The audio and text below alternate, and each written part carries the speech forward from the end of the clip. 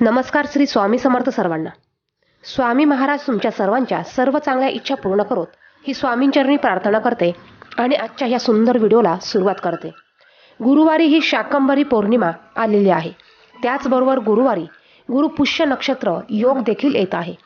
ज्या वेळेस गुरुवारी पुष्य नक्षत्र येतं त्यावेळेस हा योग तयार होत असतो। 12 नक्षत्रांचा राजा असं गुरु पुष्य नक्षत्राला समजलं जातं। या दिवशी आपण जेवढ्या काही चांगल्या गोष्टी करू तेवढ्या गोष्टींचं फळ हे आपल्याला 100% मिळत असतं।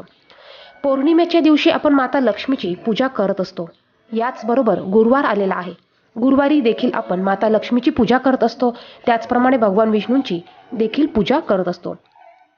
गुरुवारी आपल्याला गुरुपुष्य योग तयार होत असल्यामुळे भरपूर अशा सेवा उपाय ह्या करायच्या असतात।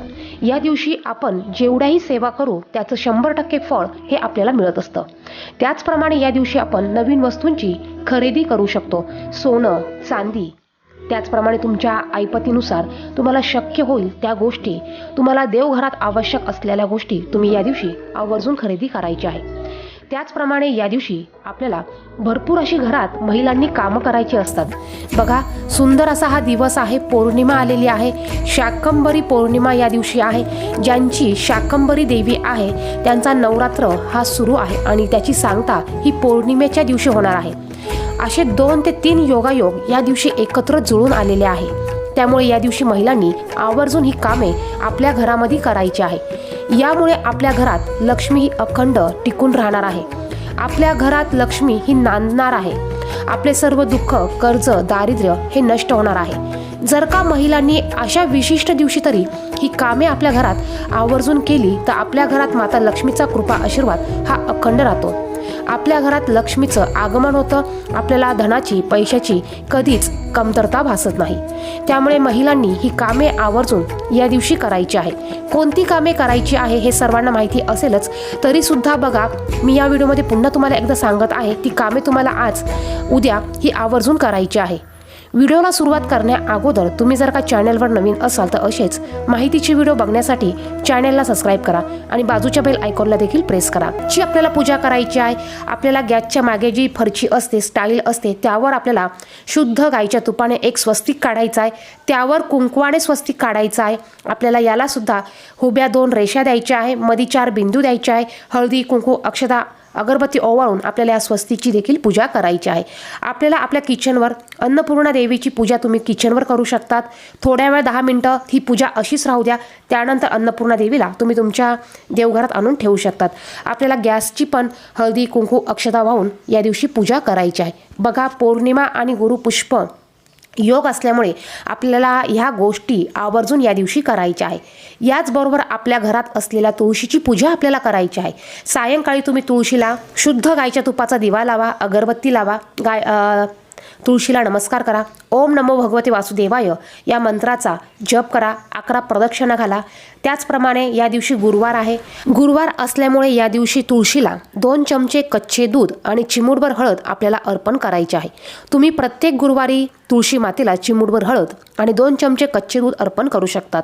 यामुळे माता लक्ष्मी आपल्यावर प्रसन्न राहते। तिचा कृपा आशीर्वाद आपल्यावर अखंड राहतो। आपल्या घरात सकारात्मक म्हणजेच पॉझिटिव्ह ऊर्जा ही कायम टिकून राहते। याचबरोबर आपल्याला या दिवशी माता लक्ष्मीची सेवा करायची आहे। तुम्ही भगवान विष्णू यांच्या मूर्तीवर पाण्याने अभिषेक करू शकतात। त्याचप्रमाणे बाळकृष्णाच्या मूर्तीवर पाण्याने अभिषेक घालू शकतात।